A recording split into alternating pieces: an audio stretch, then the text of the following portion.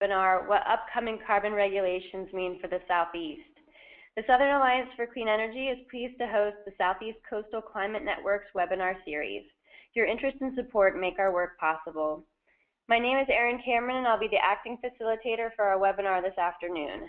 To ensure decent sound quality, all of the lines will remain muted throughout the presentation, but we hope you'll still participate and ask questions by typing them into the question option on your control panel.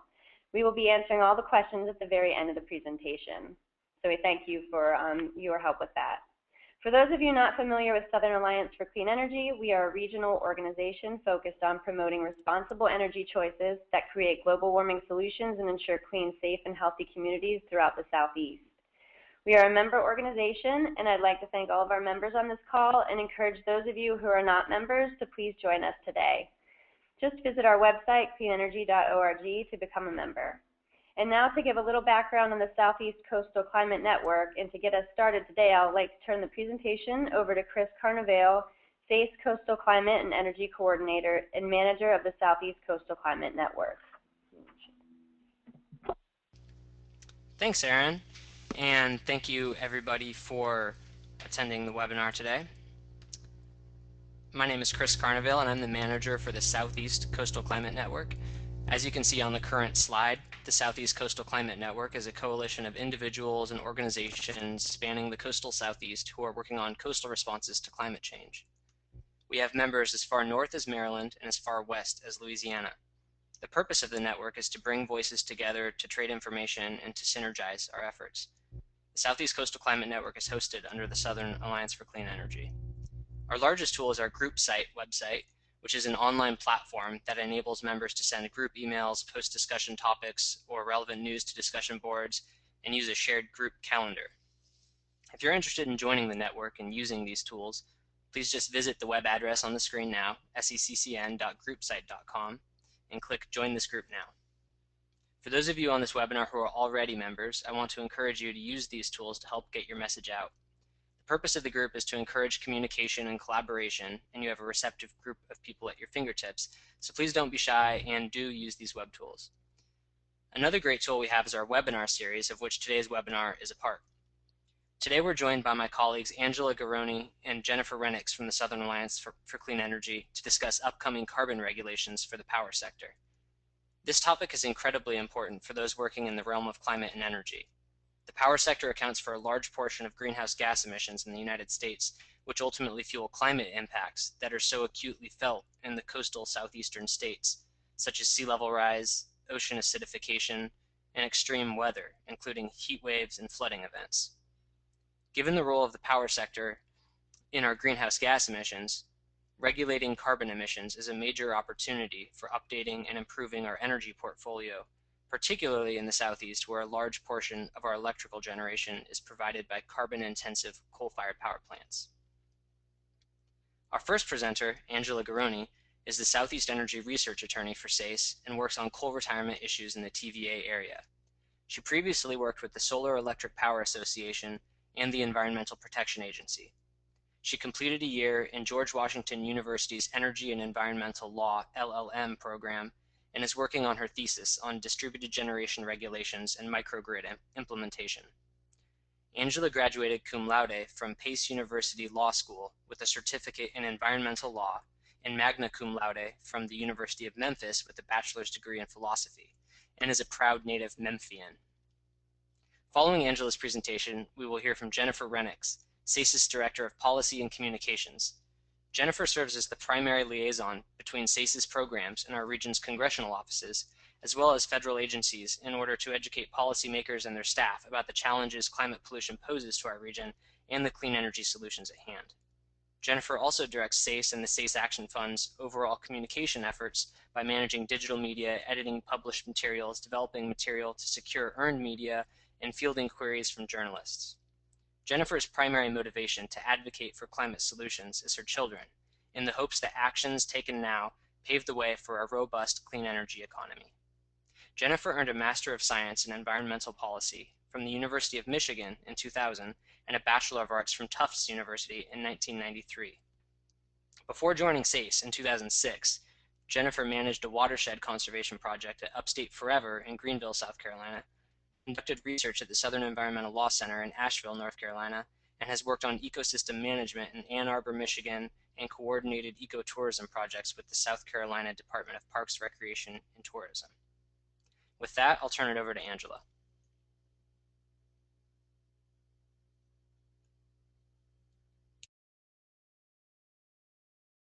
Hi, sorry, I had a little trouble unmuting myself. Thank you, Chris, for those introductions, and welcome everybody to the webinar. It's glad to see so many people registered and are here today. I just wanted to start off by explaining that this webinar is the topic that we're covering is a very movable feast, if you will. A lot of this that you'll see today that I'll be presenting may be out of date in a couple weeks, and will definitely be changing once we see the proposed carbon regulations for existing plants. So I just want to emphasize that this is, much more will be happening around this in the near future. These slides also have a lot of information on them, but we will make this webinar available and be archived on the website. We'll give you the link at the end of the webinar. So I wanted to start off by just talking about how we're here now in the land of regulating carbon.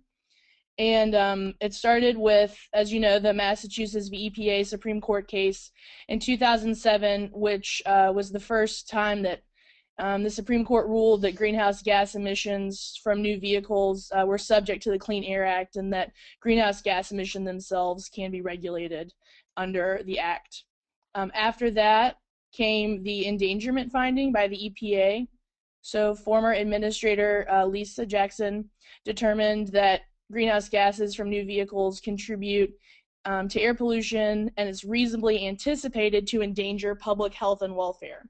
And that was an important finding in that because of the endangerment finding, it required EPA to begin to regulate greenhouse gases from motor vehicles, which then, because of the regulatory mechanism, compelled EPA to begin to regulate greenhouse gases from stationary sources, like coal plants. And then this was strengthened recently by Obama's Climate Action Plan, which came out in June 2013 and was reiterated in the most recent State of the Union. That's basically laid out the framework that we are aiming for a 17% reduction in greenhouse gases under the 2005 emission baseline by 2020 is our first goal. The next longer term goal is an 80% reduction by 2050, but right now we're focusing just on the near term goal of 17% below 2005 levels. In the Climate Action Plan, he outlined how we would get there. The first one is to cut carbon pollution, which is where the field we're in right now, we're going to talk about today. The other two are to prepare the United States for the impacts of climate change and to serve as a lead for international efforts to combat global climate change. So really, this is Obama saying we need to serve as leaders, and to begin with, he wants to start regulating carbon from power plants. So how might that look like? Well, we already know that EPA has said that they'll use Section 111 of the Clean Air Act. There's several subsections, A through J. EPA will be using 111B and 111D to regulate greenhouse gases. Under the first section of 111B is how EPA will be regulating greenhouse gases from new plants. So I've already actually seen two proposed rules under this framework. The first one, as you'll see here, EPA proposed the first new source performance standards under the 111B for greenhouse gases in April of 2012. Those set an emission standard at 1,000 pounds of CO2 equivalent per megawatt hour for gas and coal-fired electric generating units, which is what EGU stands for. Ultimately, those met with a lot of challenge, as was to be expected, and eventually were re-proposed. Obama, in his Climate Action Plan, actually had a memo to EPA that set a couple of deadlines, and one of them was to re-propose these greenhouse gases for new plants by September 20th of last year, which happened. It took a while for those to actually get nailed down in the Federal Register, so we are actually still within the public comment period for those standards, the proposed standards for new plants. So that period opened in January and closes March 10th. So those, just to reiterate, we have two fronts here that Obama is moving forward on reducing greenhouse gases and the carbon in the power sector. The first are with any new plants, and then we have the ones under 111D for existing plants. So I just wanted to start off a little basics about how 111D works and has worked in the past. This isn't the first time we've seen EPA use it, but it's definitely the first time we're seeing it used in this way for greenhouse gases. So the purpose of 111D is, which applies to any existing source, is that it will regulate carbon emissions and will call on states to use a process that they're already familiar with, which is implementation plans that they use to achieve the National Ambient Air Quality Standards, so NAAQS, for criteria pollutants. This is something that's been going on for a long time. So the SIP process, the State Implementation Plan, states are already used to doing with other pollutants.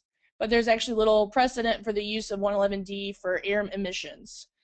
They have used it before in the Clean Air Mercury Rule, and as well in some municipal waste programs as well. These allowed trading in the past, but it isn't actually, the court hasn't ruled on the legality of trading emissions to date. And so that's another question that's out there, is how may this be used to actually trade emissions, which we'll get into later. The process is pretty straightforward. The first step will be EPA releases the guidance, so that's actually a two-step process. First, we have the proposed rules, then we'll have finalized rules, and then those finalized rules will actually serve as guidance. So it's important to know that EPA will be setting standards and providing guidance to the states, but the third part is really where the rubber will hit the road, where states will submit their state implementation plans to EPA to explain how they will comply with the standards, emission standards set out in the EPA guidance documents to comply with the criteria under 111D. So states will have the authority and the duty to come up with how their plans will get to the emission standards, but EPA will set those emission standards. So let's talk about the expected timeline.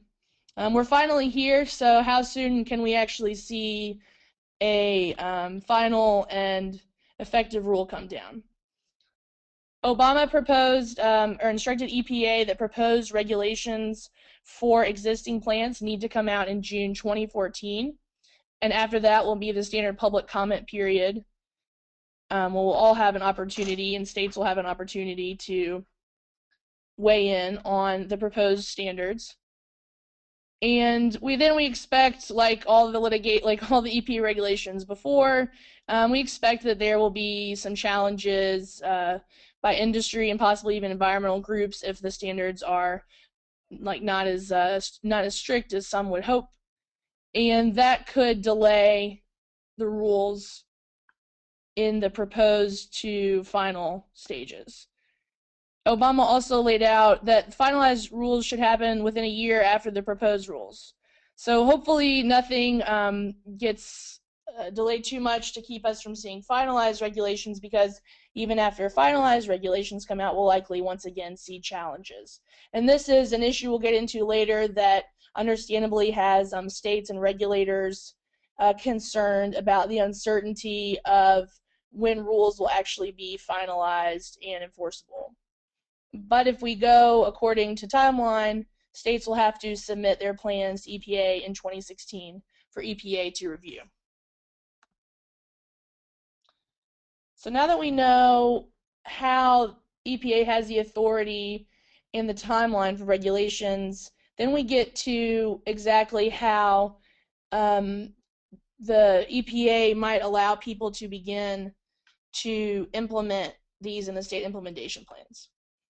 So there are a couple ways that you can get to carbon dioxide reductions. A lot of them that industry have supported are supply side reductions, so that would be heat rate improvements. These are all supply side meaning at the plant level.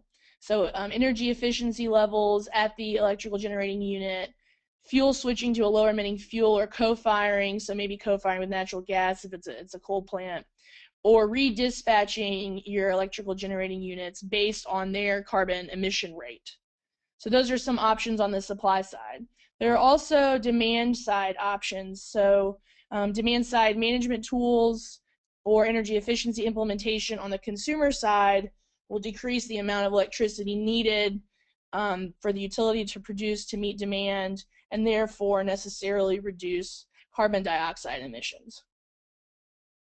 And then the last possible tool is to actually use renewable energy or zero carbon forms of generation to create emission credits that can then be used at coal plants or natural gas plants to help them meet an emission cap. So those are kind of all the different ways we can see it. And this I just wanted to give you a good visual of exactly what we mean by supply side options. So here you see the different parts of a coal plant and where you can improve on the coal plant to actually get some carbon dioxide savings. I should mention though that these will not get you to the 17% on their own, but these are the options that coal plants do have. And now we want to kind of bring it on home. We've seen what the possibilities are, and now we're talking about what's actually in front of us in the Southeast. So we have always enjoyed a little different situation than other parts of the country, and I think it makes it both exciting and questionable to see how this will play out in the next coming years. So, you know, as we know, the Southeast is traditionally a conservative political arena. We are moving away from being heavily dependent on coal, but still heavily dependent on coal. 39% of our electricity in the Southeast comes from coal. In 2012, so there are 82 Southeast coal plants, and I guess I should pause here to let you know that when I say the Southeast, we are talking about mainly the 8 states that SACE works in, but you'll see later on we've included some other Southeast states to help paint a clearer picture.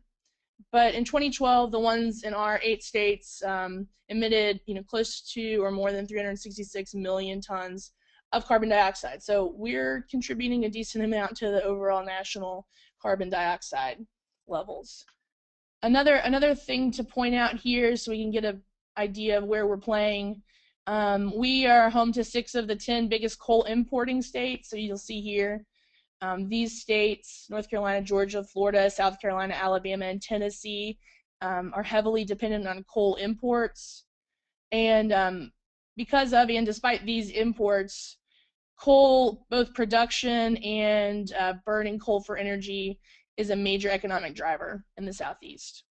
So not any new information there, but really helping us to figure out where we're playing and how we might see the political and regulatory actors in our states handle these regulations. Another thing to point out as we talk about carbon regulation is that, you know, down south, there's the term climate change is usually a non-starter when you want to have conversations with utilities or regulators. There is a lot, and we have heard through talking to utilities and regulators in the South, that it's a lot more about economic development or public health issues or water scarcity issues when we start talking about reducing our reliance on carbon-intensive forms of generation. And then also to point out, when we spoke about new plants, there aren't that many new proposed coal plants in general across the country, but in the South we really only have one.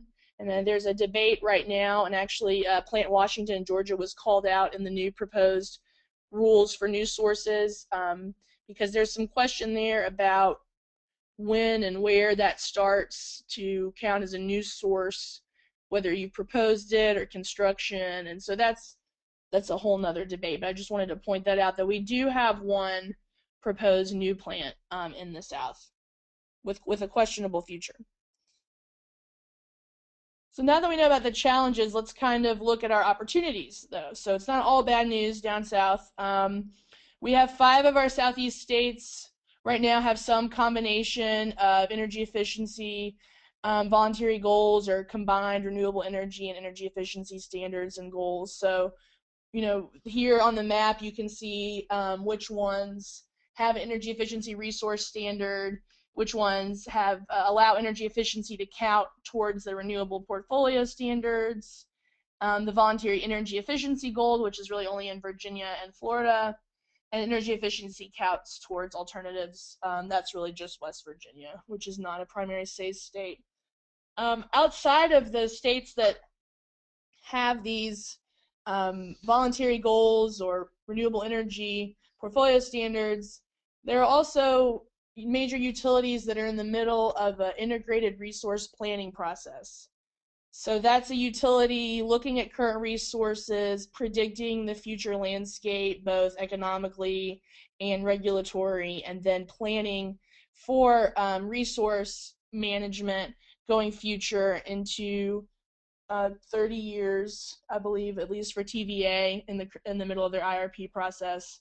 And so this is an opportunity for us to begin to advocate for retirement of carbon-intensive generation, knowing that these carbon rules are coming down the pipe and will likely cause continued operation of coal plants to be extremely non-economic as compared to other sources. And then also, we have seen a lot of retirements or conversions to natural gas of coal plants and an increase in renewable energy in the Southeast. And actually, the next slide will show a little chart I've come up with to kind of let us know where our states are right now. An important caveat at the beginning of this chart is that I've based these off of the current EPA. I've gotten the data from the current EPA air markets database, and have not, that does not necessarily include every single generating sources, is mostly gas and coal. But so this, you know, I wouldn't pay attention to the exact data, but we're looking in the far right here at the percent below 2005 levels, and that will show us who's in the ballpark of being in compliance if these were, you know, carbon regs that were ready to be implemented now. So you'll see here we have the 2005 levels, the 2013 emissions, the goal here, and then where they are based on that goal. So you'll see that actually a lot of our states are in pretty good shape. Now this doesn't mean that when the 111D rules come, they can just sit back and relax. They still have to come up with a state implementation plan and submit that to EPA. But in general, they're already on the right track. And in fact, some of these, like for example, Tennessee, you'll see has the most reduction, and that is to do a lot with TVA already retiring a bunch of coal plants in Tennessee and recognizing that carbon dioxide, creating a generation fleet that is low in carbon dioxide can actually be an economic driver as we move into the future. So personally, being a Tennessean, I'm proud to see that we're already there, but we still have a ways to go, and we still need to make sure that, you know, this stays this way. It's important to note that a lot of carbon reduction has come not only from cheap natural gas prices, making natural gas more competitive than coal. It's also the economic downturn has just gotten a lower electricity demand across the region. So we want to make sure that, you know, when the economy turns back up, we don't also turn back up our coal plants and turn back up our carbon dioxide emissions.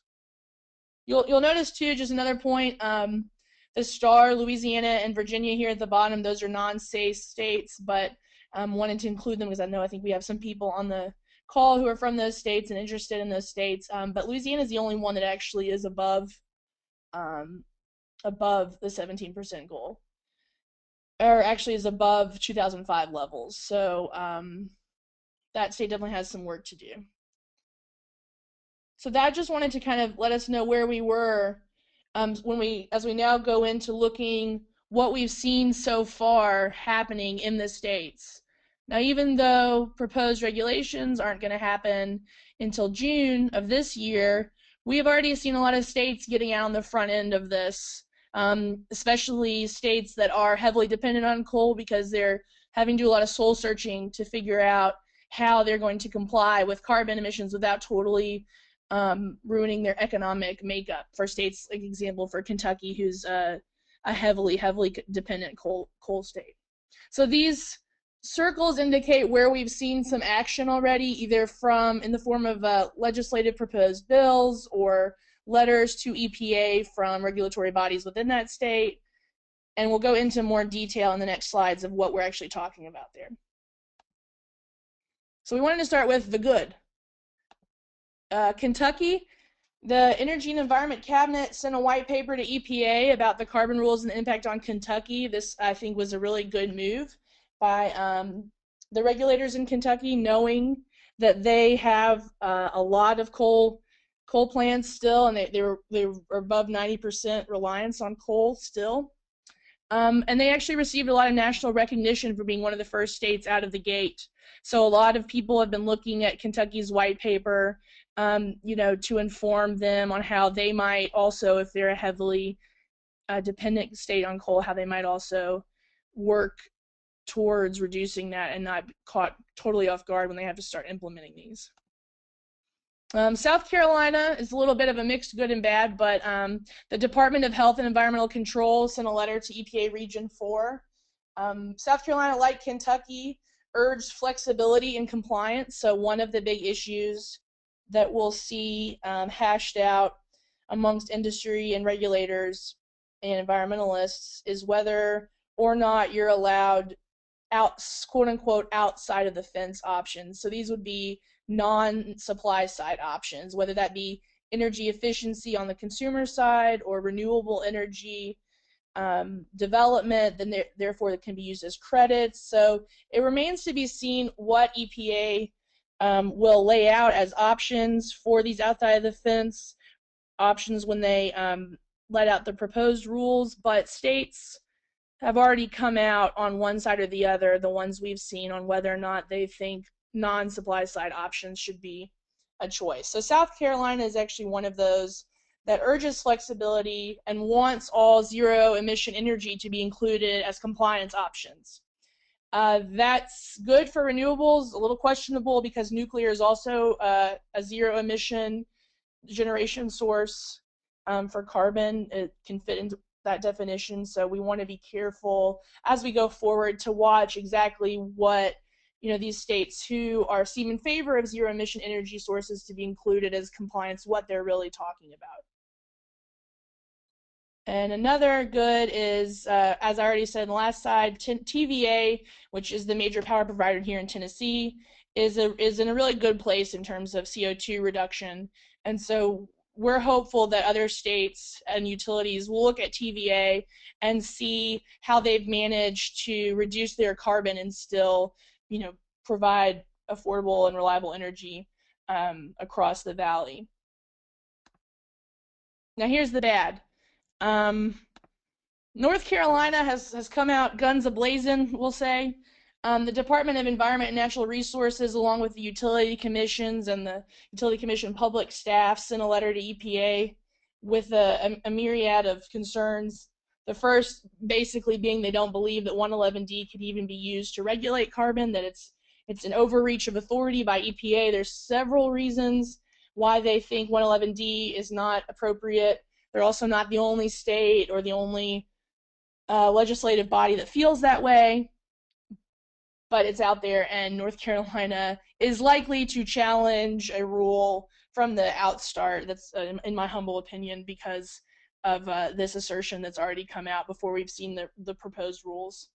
Another just issue, North Carolina, we've seen it from them, but I suspect other states will have some similar notions. They don't agree that a predefined carbon dioxide emission reduction goal like the 17% below 2005 is appropriate, and that it's not been scientifically vouched. It's more of they see it as a political goal and not a realistic goal. And another thing to highlight, which we've also seen from other states, is that that they want more time to be able to submit their implementation plans and comply. So North Carolina actually set out they want 3 years from the time all litigation around 111D is resolved. So that is obviously a nebulous time and a cause for concern that we would never actually see implemented rules anytime soon. Tennessee, although we have had some good news here about the reduction in carbon dioxide, there's actually a bill currently in the legislature. I believe it was just actually deferred till March 5th, but it's asserting state primacy in 111D regulations and seeks the ability to set lower standards in this state based on economic hardship, and basically just emphasizes that this is really the state issue on setting performance standards within the confines of the state, and that they should be allowed to go below an EPA standard. Georgia has a similar bill also right now floating around in the legislature. I believe it's already passed the House and is waiting in the Senate. And it emphasizes cooperative federalism, which is something we've heard both from North Carolina and Tennessee. So that's, the feds really need to work with the states on this. Georgia, interestingly, is the only one I've seen so far that does a lot of emphasis on carbon capture and sequestration research and funding. So an issue that comes up both with the regulations for new and existing plants is whether or not carbon capture and sequestration is a viable technology option currently available for coal plants to reduce carbon emissions. There are debates on either side, and Georgia's bill calls for increased funding and research into developing ready-to-go carbon capture and sequestration technology. So we've had the good, the bad, and of course now we get to the ugly. ALEC, a right-wing conservative group, has put out basically a stock bill that they're encouraging state legislatures to introduce and try to get passed. So it's my belief that the Tennessee one that I just mentioned earlier is an ALEC-inspired bill. We've seen also one in Florida. The Florida bill basically requests that no outside the fence options be available for reductions in carbon emissions, so just supply side options. And it's important to note when states or regulators or industries request just supply side option choices, there's a question legally, how flexible EPA can set emission compliance options under 111D. But if it was only supply side, there's obviously a lot less of available emissions there on the supply side. So what we would see across the board is just lower success in actually reducing carbon emissions. So it's important to remember that's really what we're getting at when we talk about only supply side options, or states not wanting to have to reduce carbon emissions as much. We've also seen one in Virginia. Southern Environmental Law Center worked a lot around that bill and was successful in pretty much taking out the bad language in that bill that would do what I was just talking about, taking away other options. And so they had success. That bill was passed, but with not as strong and damaging language as originally introduced. And then also outside of the state actions, we've seen some legislative U.S. senators actions that recently, I believe it was in January, actually end of January, after the State of the Union, there was a letter from U.S. senators. I forget how many, but I've laid out the ones that are applicable here in the South. But basically, this was called the ratepayers letter. So it emphasized that they believe that 111D will actually cause a drastic increase in electricity rates, and that they believe that supporting development of renewable energy will negatively impact ratepayers. They use a lot of examples from the European Union and how allegedly negative that has resulted there on ratepayers in the European Union. And just I wanted to, for those on the call from these states, that senators that signed on included Alexander here in Tennessee, Bozeman in Arkansas, Scott in South Carolina, Sessions in Alabama, and Vitter in Louisiana. So a decent amount of our state senators signed on to that letter. There's also a letter from the state attorney generals, so 18 state attorney generals submitted a letter to EPA, including the Florida, Kentucky, Georgia, and Alabama attorney generals that emphasize that EPA is overreaching and that this is really a state issue, and basically reiterating the points I've already made that EPA can't do this under 111D, and this is actually going to be a really bad thing for the economy, et cetera, et cetera. And I should mention that if any of you on the call would like links to these resources, that can be something I can provide if you reach out, and I'll have my email address again here at the end. And I think that ends my portion for now, and I believe it's time to pass it over to Jen Renix to talk a little bit more about opportunities for public input and organizing here so far. Thank you, Angela. And yes, there are going to be multiple opportunities for engagement around the wealth of information that Angela has just shared with us. I'm going to primarily break it into sort of two perspectives, the federal and the state. And you can see here, we'll start with the federal. So the first major opportunity for engagement, obviously, is with the Environmental Protection Agency itself. There is an unofficial comment period going on now around the existing sources rule, the 111D. Somewhat confusingly, there is also an open comment period until March 10th for the proposed new sources rule. And remember, Angela was differentiating the difference between those two earlier, but we have an unofficial comment period around existing sources, and then when the proposed rule is made official, and we expect that in early June, that will start the official comment period. So there are many opportunities for individuals as well as organizations to become involved and submit comments. There is also a need for accountability with the executive branch, with the White House, to ensure that these carbon rules and the carbon rule process stays on track, and most importantly, that we end up with meaningful standards at the end. So continuing to communicate with the White House that these are needed and these are supported is certainly an important opportunity. And somewhat generally here, but we may see other executive actions like executive orders that would further help these reduction goals, and don't have specific examples in mind right now, but the President did during the State of the Union say he would do within his power to help further these goals. And then finally here federally, a critical area for input and engagement, I believe, will be our efforts around responding to congressional threats to this EPA authority, for example, through a Congressional Review Act that may be filed in order to halt or stop the process, and being able to communicate with our elected leaders that we are not in favor of that and that we want these processes to move forward is certainly a way to be involved.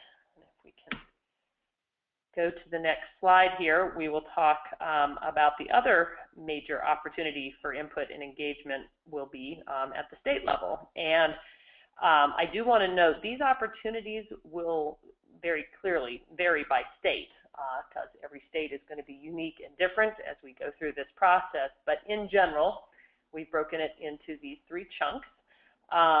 Opportunities to provide input and show support, first of all, would start at the top of the pyramid, so to speak, with the politicos, so our elected officials, members of state legislatures and governors. They should hear from us, and they should know that there is support for moving forward. The next sector that we would have that opportunity to engage with would be the regulators themselves, and many of the regulators are put in place by the legislatures and or the governors. So again, there is a method to the madness in how we have displayed this information. Both regulatory state bodies in charge of the implementation are one group to reach out to, and an example of that would be, as Angela said earlier, for instance, Tennessee's Department of Environment and Conservation, TDEC, that would be a state regulatory body. Also with state energy offices, for example, the South Carolina Energy Office would be an energy policy office that some of us in this larger collaboration might reach out to.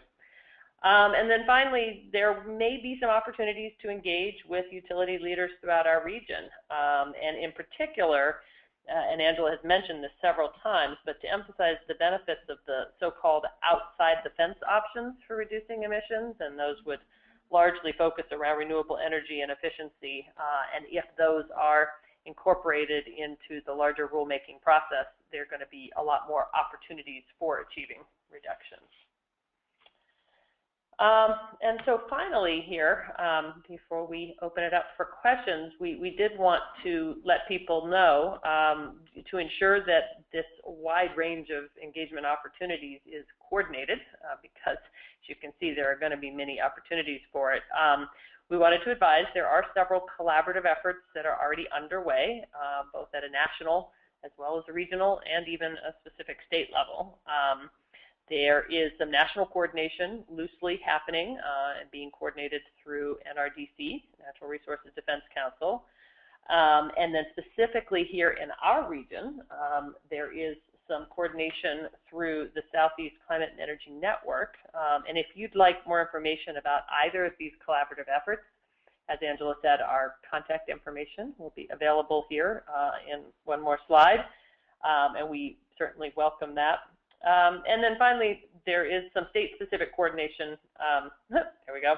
State-specific coordination has already begun in several states that we know of, and we do not believe this is a complete list. If you know of other state-specific groups that are already meeting, talking, and discussing, please let us know either through a question or you can just chat it into the chat box. But it is our hope that as we move through this process over the next year, that every single southeastern state ends up with a state-specific coordination group, because certainly lots of opportunities and lots of need for communication and collaboration here. So with that, we will go into questions here. And as Angela said at the beginning, and I do want to reiterate, this entire presentation, the slides and the audio, is being recorded, and it will be available in the webinar archive section of our website, which is cleanenergy.org. So please feel free to check it out and pass it along afterwards.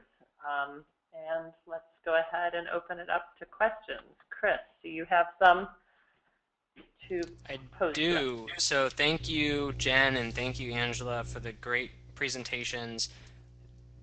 We have about 15 minutes to do Q&A. So for people who have questions, please go ahead and submit them in the control panel, which is on the right-hand side of the screen, and I will moderate through them.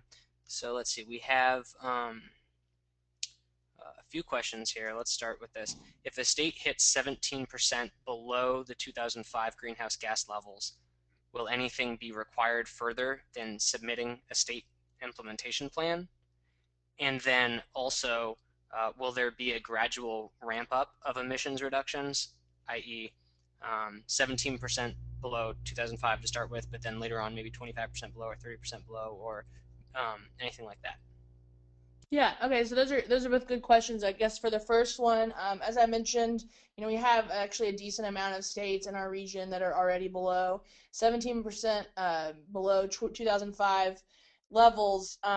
They will need to, as you said, submit a state implementation plan. There's not really for any state, no matter where they are currently, there's nothing past that at this point that they'll need to do. But in the state implementation plan, they'll need to set out, how they're going to continue those reductions. So right now, these have been happening for the reasons mentioned earlier. Natural gas prices have been becoming more competitive, and so utilities are relying more on natural gas now with lower carbon emissions than coal, and have been idling and are retiring coal plants. And then also just decreased electric demand across the country and in our region because of economic downturn. has caused just less generation needed. So a lot of this is already just happening because of the several differences that I just mentioned, but states will now have to put into place an actual implementation method. So whether or not that's creating a statewide emission cap and then allowing allowances to be traded to meet such a cap, or whether or not they just want to do, an emission rate for each electrical generating unit that then, as you move forward towards the longer 2050 goal of 80% reduction, that would ramp up and the emission rate per unit would be decreased. So I think that kind of gets to the second question of will there be a gradual ramp up of emission reduction. I think we will see that. States, see this, and the states that are being proactive and recognizing that this is a changing landscape here in energy generation will recognize that they will just need to continue to reduce carbon's emissions into the longer 2050 goal. So I think we will see milestones in between the two 2020 and 2050 dates, but it'll be pretty much up to utilities to set how drastic those milestones are, unless EPA, has more clear guidance. I think a lot of this there'll be a lot more discussion and a lot more things to be said once the proposed rules come out in June. And Angela, this is Jen. If I could add, I think, as you say, there is uncertainty right now because we are still in the pre-comment process, but this is an excellent reason to weigh in early on with the pre-scoping comments so that you are able to encourage flexibility and a variety of these different options that we've talked about so that they are actually incorporated into the thinking for the rules themselves. Okay, great. Let's go on to this question. Angela, could you give a little bit more detail on when states are to get involved in the 111D process, or kind of walk again through those steps of the timeline of the 111D process? Yeah, sure. So, it's really up to the states how early they want to get in before the proposed rules. So I guess I should have, not sure if I mentioned this earlier, but when EPA did something kind of rare here with these regulations, they actually sent out a list of questions to the states to help inform their thinking as they went into writing the proposed rules. So as most of you know, usually after a proposed rule, there's a formal comment period, but EPA actually opened kind of an informal comment period that was kind of, I think, still essentially rolling, but I think, as we know, they're probably already writing those. So the next, I think, appropriate time for states to weigh in would be after the proposed rules. But EPA also went and held listening sessions in all the regions to get input from both states and the public at large. I believe EPA also sat down with state regulators and utilities, invited some of them to larger multi-utility meetings. I believe some of that's happened also at Duke with the Nicholas Institute, has done a lot of work with a couple utilities, Duke University. So I think states, if they're willing, have a lot of options to get involved in these conversations beforehand to see what other states in their regions are thinking and what EPA might do. Really, once the proposed regulations come down in June is when I expect to see the states that we haven't seen anything from become more vocal and start actually weighing in. So I think it's important for us at that time to see how the states have responded to the proposed rules. I think also we have numerous players in the states acting. So regulators are probably already looking to see what's happening and what people are saying, because they need to start thinking how all of their departments and divisions and everything within their air department or energy planning will work together to address these. But we've seen, as I've already mentioned state legislatures coming out and with another voice to say, to basically call for states' primacy in the situation. So I think, it's really up to the state at this point until we see proposed rules, and then I think we all need to just keep our eyes peeled for what the states are actually doing.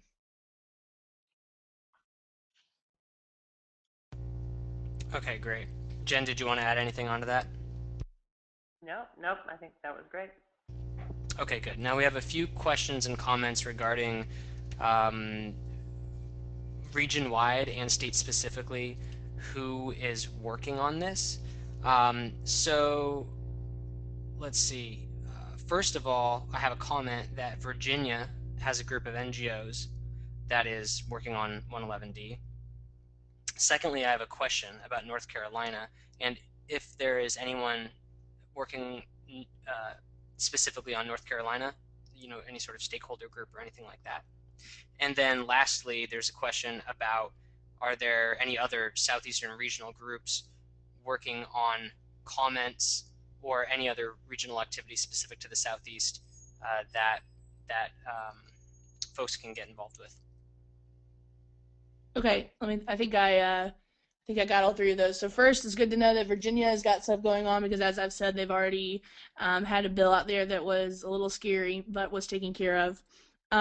As to North Carolina, I believe it was on the previous slide, and Jen might be able to know more about this, but there are several groups already working on this and collaborating together in North Carolina. So if that question is coming from someone from North Carolina who wants to get involved in those conversations, I would say reach out to Jen about that. And actually, I might as well move here so you'll just have our information. And then lastly, the last question was just a regional. Yeah, any regional. How can people get involved in region-wide efforts, specifically on submitting comments or coming up with some sort of game plan? So once again, I think Jen would be your point person there. There are some regional calls that are beginning to happen here in the Southeast. There have been national calls already with NGOs, but we are, and Jen is helping lead up the regional calls. So if you want to be added to that conversation, please reach out to Jen on that.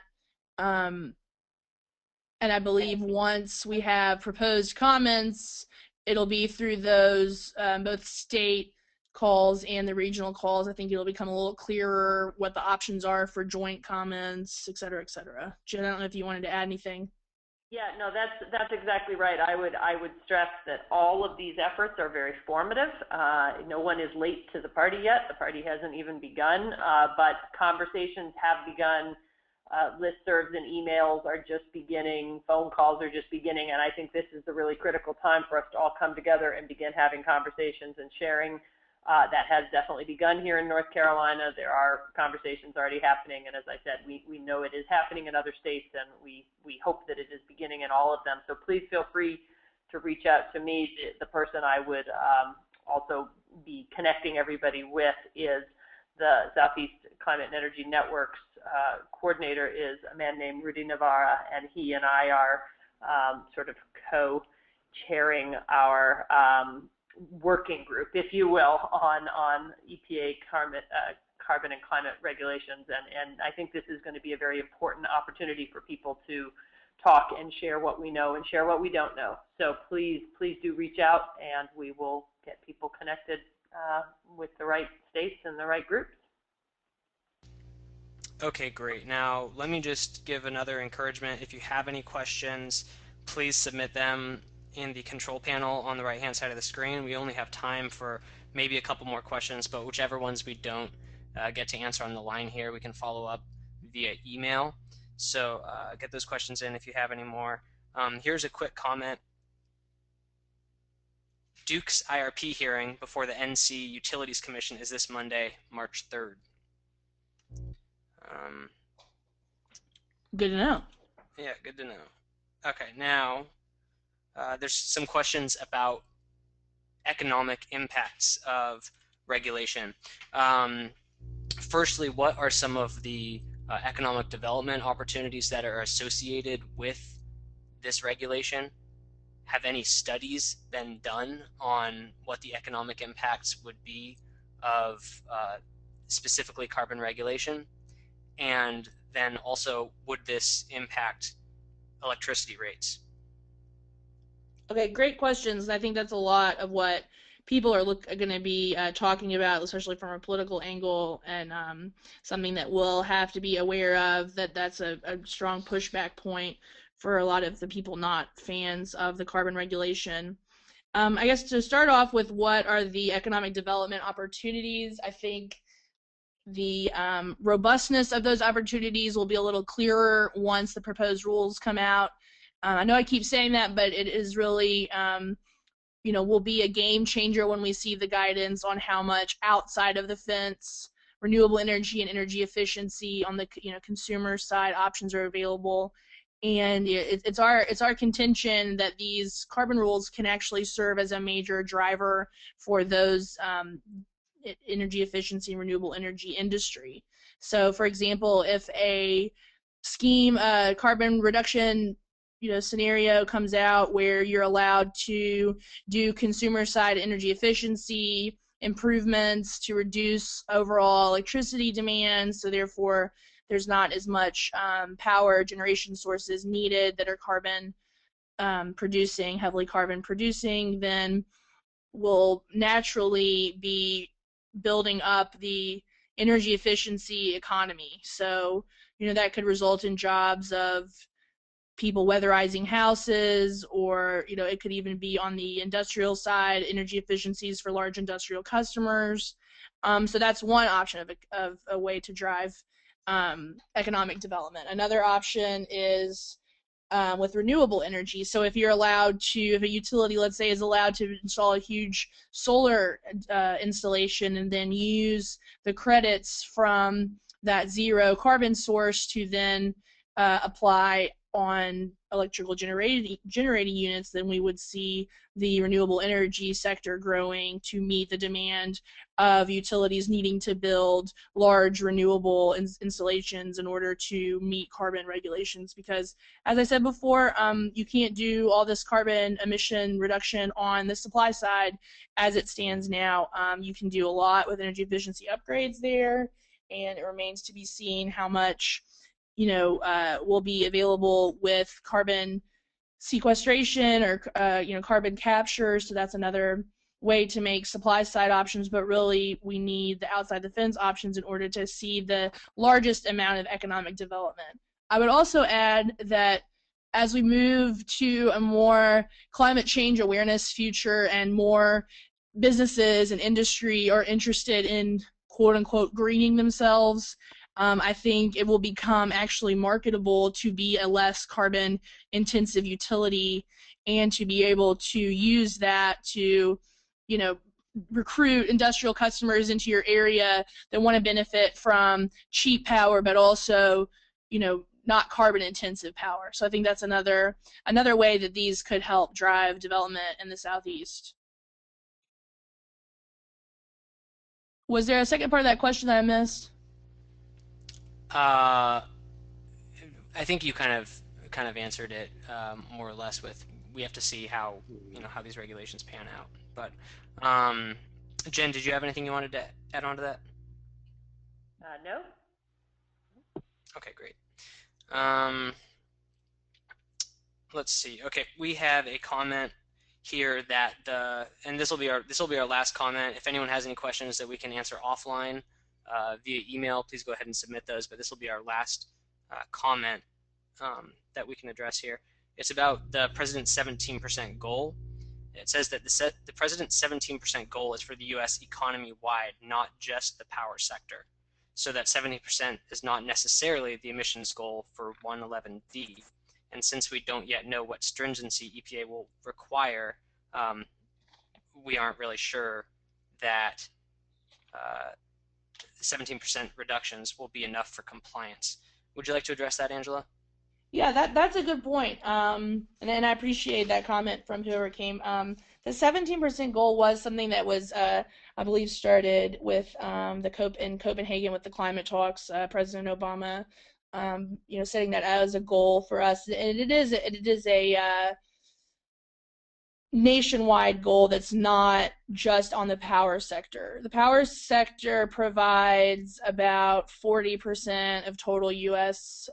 Carbon emissions, and of that 40%, 75% comes from coal. So it is true that we might need to see a further reduction than 17%. I think right now, without knowing what the proposed rules are and what actually the emission reduction goal is, a lot of people are using that as a benchmark to see where they are and where their states are, both from regulators and those of us just concerned with carbon emission reductions are kind of using that as a, I don't know, taking the temperature, if you will, of where we are. It could be that we need, in order to reach 70% nationally, we'll actually need somewhere around 30% reduction from the carbon sector. I think it remains to be seen how the different climate action policies that Obama laid out in September play together. There's a lot happening on the transportation side, and I think he wants to be as aggressive as possible on the power sector side,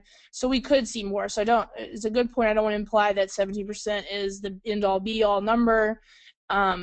As I stated with North Carolina, they've actually called that into question, saying it's a political number, and we actually can't even get that amount of reduction. So I think we'll see pushback on the 70% from both sides, both those wanting more reductions and knowing that you'll need more to get to that 17% versus thinking that 70% is not a realistic goal in the way that the field is right now. And I would also just iterate, there's a lot of legal stuff happening, legal questions out there that I didn't really touch on, that I might have been vague on. So if you have questions on that or want more sources, there's a lot of good white papers out there on people more knowledgeable on this stuff than me that I'd be happy to share with you if you have further questions. Okay, great. Well, we'll wrap up our Q&A then. Thank you both very much for this, and Aaron will. Aaron, do you have anything to add as a conclusion? Sure, yeah. I just wanted to thank everybody for being on the call today and sticking around with us. We went a little over the hour, but we will be posting this webinar on the webinar archive page of our website, and you can see that there on the slide that's up. I will be sending a link to everybody once the recording has been posted, and I think that's all for me. So thanks, everybody, and have a great day. Thank you all.